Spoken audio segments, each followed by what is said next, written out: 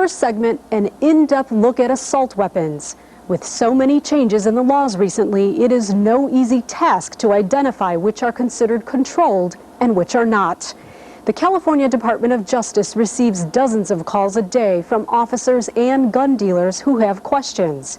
This year, there are two significant changes to the firearms law that you need to remember. The registration period has ended, and the California legislature has expanded the number of weapons considered assault within its decision on what is and what is not an assault weapon.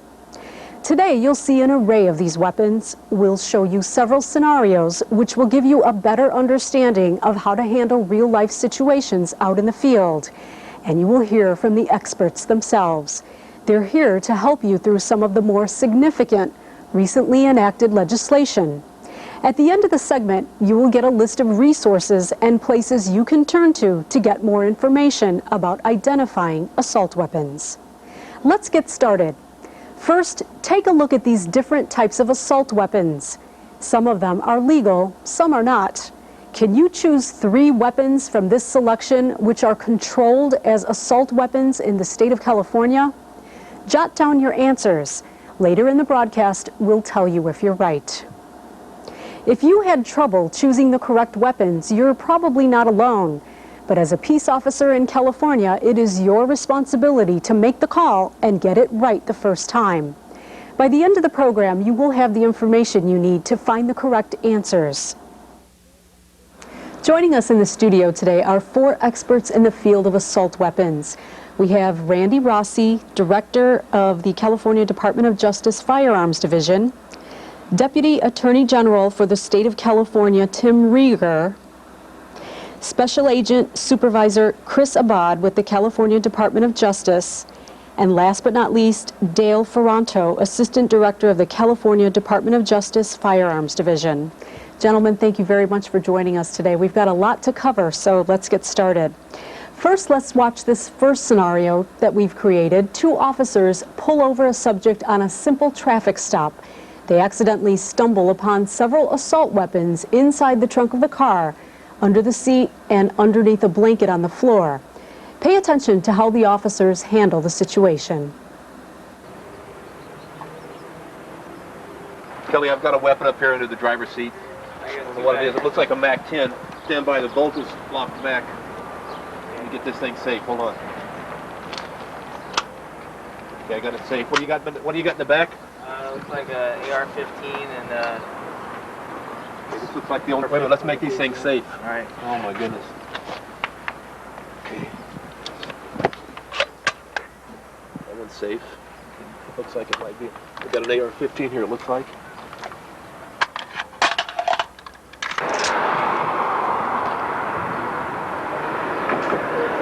Yeah, it's an AR-15. We're going to have to run these things, Kelly. If you get that assault weapons All right. identification manual, you can run them.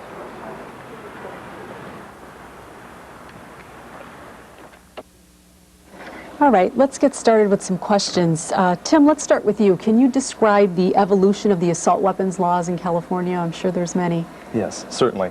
The California Assault Weapons Control Law began in 1989 and has evolved through 3 distinct periods of legislation and extensive litigation and case law. As a result of the schoolyard massacre by Patrick Purdy in Stockton, California, the legislature passed an assault weapons control law that went by make and model. In other words, it specifically named the Colt AR-15, the Uzi, the AK-47, etc. Then, as a result of language about AR-15 series and AK-47 series, the legislature came back in 1991 and amended the law and said that series means any of those weapons so named that are variations with only minor differences. Then, because of extensive litigation that tied up the law for years, in 1999, the legislature came back with an assault weapons law that went by characteristics. That is, a semi-automatic center-fire rifle with a detachable magazine and one of several characteristics like a flash suppressor, a pistol grip, and so forth.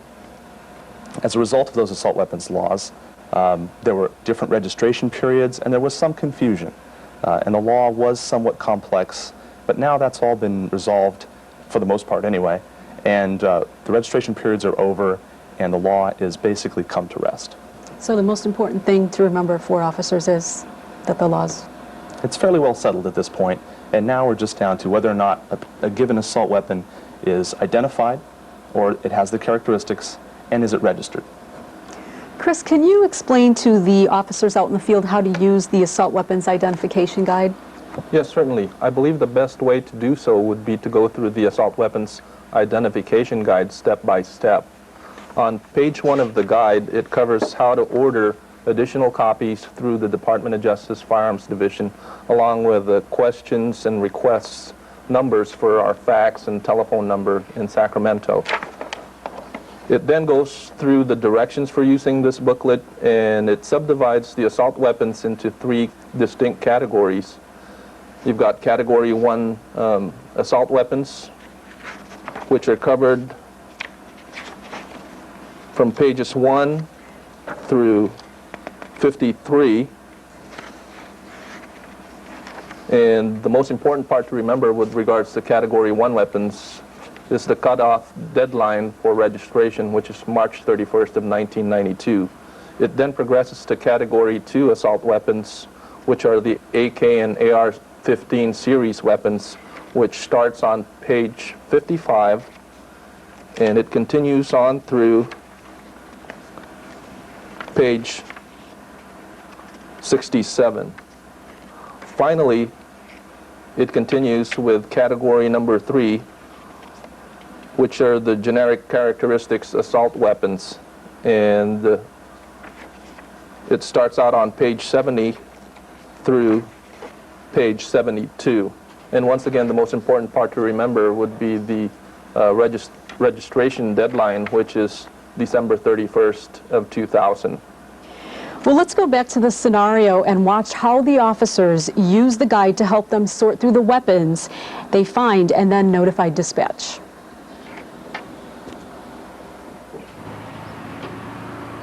You got that manual? Yeah, I got the. Now let's check this thing in there, Kelly. Okay. It is a Colt AR-15. Check the Okay, listing on that. Cool. Yeah, and it's in Listed law italicized. enforcement only? Okay. Law enforcement. Italicized models are Category 1 and are required to be registered. Okay. Let's on run or a check before on March this thing 31st. with dispatch. See if this thing is registered to Mr. Caldwell. Okay.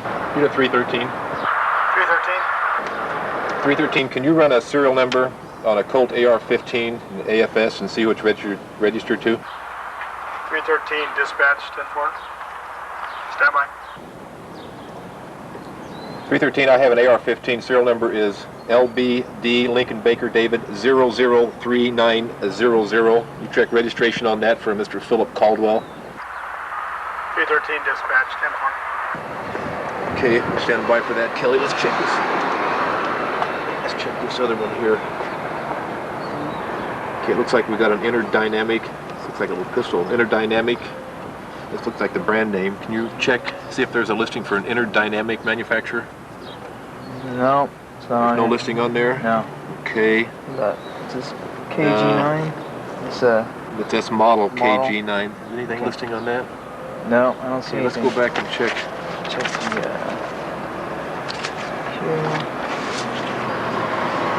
characteristics. Yeah, look under this rifles. Check the pistols. Pistols. Okay. Okay. All right. Semi-automatic. Yeah, this pistol. is a semi-automatic. Okay. Does it have a threaded barrel? No, it doesn't appear so on the inside or the outside. Okay. What about a second-hand grip? No. No. Okay. A shroud that's attached to it partially. Yes, there is a shroud on the outside of it. Okay. The capacity to accept a detachable magazine at some location outside the pistol grip? Yes, it does. That's the one that I took out of there earlier. Okay. And it's Okay. definitely going to be assault weapon. So this is fit. Okay, we're going to have to run the serial number on this one also. Okay. Let's check that. Unit 313 dispatch. Can you also run another serial number on an interdynamic pistol? Serial number is 02322. Same information as before on Mr. Caldwell. 313, dispatch, 10-4. Stand by. And let's do one last check on this MAC-10. Okay. RPB Industries. They show a listing for RPB Yeah. Industry. Yeah. And for the MAC-10, M10, 45 cal. Yeah, it's on here. Okay, this one's going to be listed also then. 313, one more serial number if we could on a MAC-10 Looks like it's a RPB, it's Roger Paul Baker Industries. Serial number is 8100041666. 13, dispatch 10-4. Okay, let's wait and see what we get back on Mr. Caldwell. Actually, all of these guns have to be registered as of January 23rd of this year.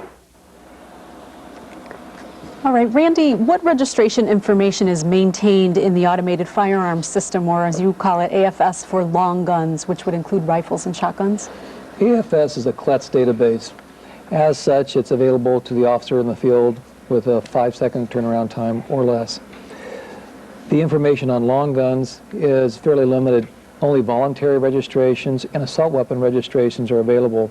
Generally speaking, it contains handgun information originating from dealer record of sale transactions. What if the officers find a Colt AR-15 registered to the father of the driver of the vehicle that stopped for a traffic like that situation we saw? Unless the father was a passenger in the car, it'd be a violation of law. Also, individuals who are under 18 in possession of an assault weapon are in violation of the law. No exceptions. That's it if the person's not there? Correct, no exceptions. Okay. Dale, are 22 caliber rim fire rifles that have assault rifle characteristics restricted also? 22 caliber rimfire weapons are restricted only if they're listed as Category 1 or Category 2 assault rifles. And that would be that on Category 1 they would be listed by make and model, and Category 2 by name. Okay. Tim, does the dealer record of sale, or DROS, as it is also known, that receipt satisfy the registration requirement for assault pistols? No, and that's an excellent question. It's a common misperception of many people that when they went in to purchase the gun, they were registered because they had the 10-day waiting period and they had to fill out a bunch of personal information. That is simply background information to do a background check to find out if you're prohibited. In other words, were you convicted of a felony, or do you have a prohibiting misdemeanor from your past? That data is not as extensive as the legislature requires for assault weapons. So the answer is no. All right. Let's go back to the scenario now. The officers find out that the weapons are not properly registered. 313, the firearm system shows no registration for any of your weapons. Doesn't look good for Mr. Caldwell, does it? No, it doesn't. 313, 10-4. So you got the 3 assault weapons unregistered. Right. What about is there another charge for the large capacity runoff? Well, actually, it's not just mere possession of these is not a violation in itself. The weapons is what we're concerned with, but just mere possession of high-capacity magazines by themselves is not a violation. So we'll just go with the possession of the assault weapons. Dale, what if the officers find both an unregistered Rieger Mini 14 with a folding stock and a Springfield M1A with a flash suppressor during a traffic stop, but the driver has sales receipts for each firearm? What happens? Both characteristics, the folding stock and the flash suppressor, make these registerable weapons under Category 3. Therefore, they would have had to have been registered by January 1st of 2001. If these characteristics were removed from the weapons, then they would not have to be registered. The driver's possession of the sales receipts in and of itself is immaterial to the registration status of the weapons. Bottom line, Yes. no other. All right. But as you know, not everyone who carries a weapon is a criminal. In the last scenario, the officers once again make a traffic stop, but this time their subject is a law-abiding citizen who has just returned from the firing range. They find several weapons in the trunk. Watch how they handle the stop.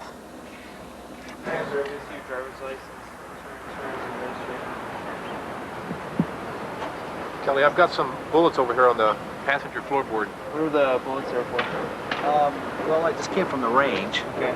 and that's where I had some ammo fell out of my bag. Do you have any weapons in the vehicle? I have my weapons in the trunk, yeah. Okay. You mind if we take a look? No. No, you don't mind? No. Okay. Step on out. Step over there to the sidewalk to the other officer. How you doing, sir? If I could ask you to stand back here, please. What's your name? Back up, please. Thank you, Russell sir. Perkins. Russell Perkins? Russell Perkins is his name. Mr. Perkins, you don't have any weapons on you, do you? Anything like that? Any handguns? Do you mind if I give you a quick pat down just for my own safety? No. I appreciate that, sir. Spread your legs just a little bit. Thank you, sir.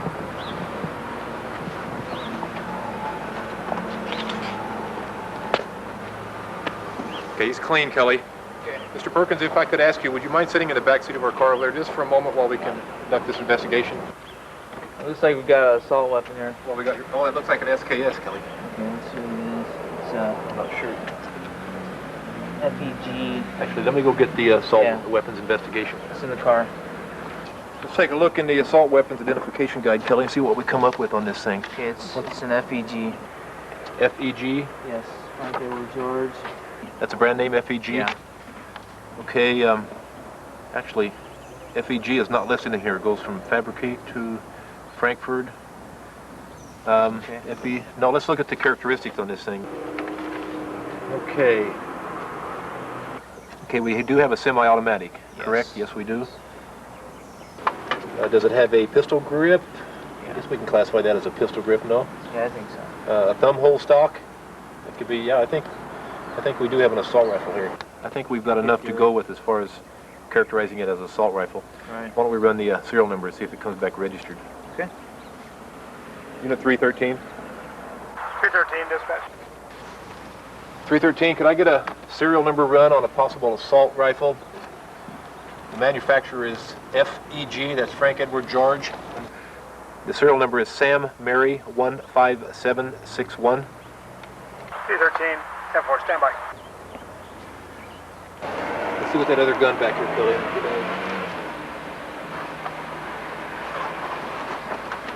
Well, that looks...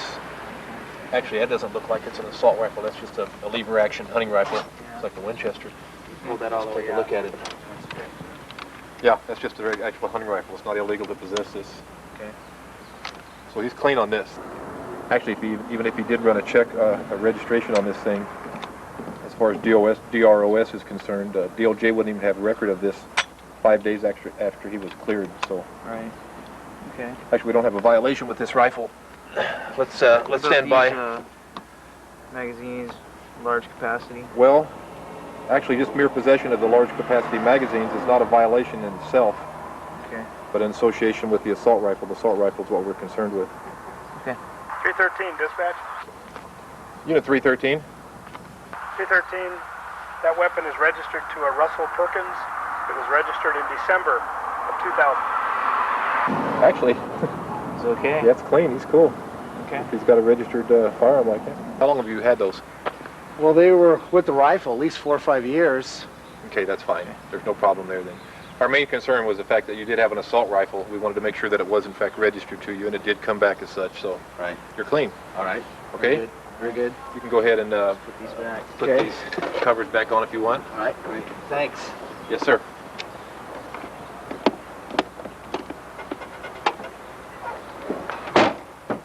Okay, sir. Watch your driving. Have a good day. Thanks. Chris, what if the officers find a Norinco SKS with a fixed magazine and a drum magazine for an AK series or Category 2 weapon in the trunk of the vehicle? Unless the fixed magazine of the SKS has the capability to accept greater than 10 rounds, which in its factory configuration it does not, or it has any generic characteristics such as a flash suppressor, a pistol grip, a telescoping or folding stock, a flare launcher or grenade launcher, or any of those features, then it's not controlled.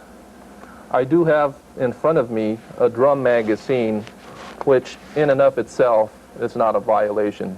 Chris, is mere possession of a large capacity magazine illegal? No, it is not. Mere possession, whether by a peace officer or a private citizen, is not controlled. However, the manufacture, importation, sale, transfer, lending, or giving of a high-capacity magazine is controlled. So it sounds like there's some exceptions. That's correct. Well, may I add something? Sure. Another key aspect of that is federal law also governs assault weapons and large capacity magazines, and there has been some confusion about the distinction between federal law and California law. Chris is absolutely right with respect to California law, but in 1994 the federal law was amended so that large capacity magazines were covered, and manufacturers now stamp on their magazines for law enforcement use only.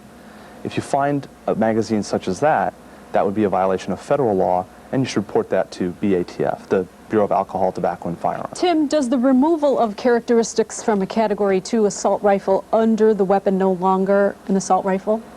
No. Again, for Category 1 and Category 2 weapons, that's the original list and those AK and AR-15 series weapons that have been named and are listed on the California Code of Regulations. The removal of characteristics has no impact. Simply because they are that make and model, they are assault weapons. And again, the Category 3 weapons, if you do have possession of a rifle such as an M1A or a Rieger Mini 14, and you remove those characteristics, it's no longer an assault weapon and does not need to be registered. Dale, does a large capacity magazine make a firearm an assault weapon? A large capacity magazine could make a firearm an assault weapon if the firearm is a semi-automatic center fire rifle with a fixed magazine that can carry more than 10 rounds, or if it's a pistol with a fixed magazine that has more than 10 round capacity, then it would be considered an assault rifle and an assault pistol. Randy, with agency approval, may a peace officer purchase an assault rifle? No, only law enforcement agencies may purchase assault weapons or use assault weapons unless they're registered. Bottom line, simple as that. Bottom line, yes. Okay. Is there any legislative effort being made to clarify the law as it relates to peace officers purchasing assault rifles? Yes, there is. The reason being, even though bottom line they must be registered, this is an area of confusion. The reason being the current law states that law enforcement officers may possess assault weapons and use assault weapons for law enforcement purposes. We're peace officers 24 hours a day, but we're not in a law enforcement mode 24 hours a day. So consequently, there is legislation to clarify that point to allow individual purchase of assault weapons with agency approval, but even those weapons would have to be registered. We're dealing with some complex questions and information here. Is there anything else that we didn't ask that you think is important to point out to the peace officers watching? Yes, I think, again, segueing back to what Chris said about large capacity magazines, it's important to remember that Congress has not preempted the field with respect to large capacity magazines and assault weapons, and the feds have laid the floor, so to speak. And like any other law, California can raise the floor or ratchet it up, and we have, as we discussed. And also, municipalities, in some situations and with respect to certain parts of the law, can increase the restriction or the control over these weapons, and they have. So it's important to remember as a peace officer that you need to check with both federal law, state law, and your local municipal ordinance or code. May I point out, if there are any questions, the officers or the agencies don't have it right at their fingertips as far as the answer goes, please contact us. Please give us a call. We will do some research if we can't answer the question immediately, and we'll provide information back to the agencies as quickly as possible. We saw in the scenario that the officers pulled out the guide, they checked it out, they were able to find the information that they needed on the spot. But should a situation arise where the officer could not get the information they need, or they're still in question, what advice would you give them? What's the best thing to do? Most agencies have someone in their department that has good familiarity with firearms. Also, our department would be happy to answer questions should an agency have questions. And finally, we provided training up and down the state to law enforcement and dealers. But if that isn't good enough, we would be happy to provide additional training. Anybody else want to add anything? Well, I think with respect to what Randy was just saying, obviously your agency's policy with respect to how to handle these situations is key, but I think our advice would be, if you're in doubt, give the person a property receipt, take the weapon, and give us a call, and we'll let you know. And legally they're okay by doing that, being able to later then give back the merchandise, so to speak, if they find out that everything's fine. Sure. I think it would be more difficult if they just let the person go because they were in doubt. An assault weapon is now a controlled item. The possession of it, if it's not registered, it's contraband, and it is a potential felony. So if you are in doubt, you're obligated, I think, to first follow your department's policy, but at least find out for sure. And you can always issue a property receipt and give the weapon back. Additionally, Laura, on pages 82, 83, and 84 of the Assault Weapon Identification Guide is a combined listing of Category 1 and Category 2 assault weapons. At the beginning of the show, we asked you to identify 3 controlled assault weapons from the samples that we had on the table. Here are the correct answers. Chris is going to help us out with that. Can you show us what are the correct answers and explain why? Okay, first I'll go through with the Colt AR-15. This is covered under Category 1 of the Assault Weapons Identification Guide. Registration for this particular assault weapon, the deadline for that was March 31st of 1992. I'll then progress to the RPB Mag-10, which is also a Category 1 weapon identified in the Assault Weapons Identification Guide, and the registration for this particular weapon is also March 31st of 1992. Finally, we have an Interdynamics KG-9, which, based on its characteristics, which is a shroud encircling the barrel and the capacity to accept a magazine outside of the pistol grip, qualify it as a Category 3 assault weapon. The registration deadline for this particular weapon was December 31st of 2000. So in some cases, it's not necessarily the physical makeup, but you're talking about deadlines. You're talking about registration deadlines, and that's absolutely correct. And that's why I caution the officer to make sure, if you're going to charge an individual with 12280 violation based on a Category 1 weapon, that the markings are absolutely the same as outlined in the guide. all right, gentlemen, thank you very much for joining us, and thank you for your expertise. Thank you. Notice how the officers referred to that Assault Weapons Identification Guide. That guide has been provided by DOJ and is available to you and your department. Just contact the State of California Attorney General's Office at 916-227-3703 for information on how to obtain a copy. Or you can download a copy from the DOJ's website at the address on your screen. If your department is interested in getting more training on this complex subject, you can also contact the DOJ Firearms Division at 916-263-0833 to schedule that training. Let's make a checklist and recap what you need to remember. First, you need to identify whether or not you have a controlled assault weapon on your hands. Next, categorize those weapons.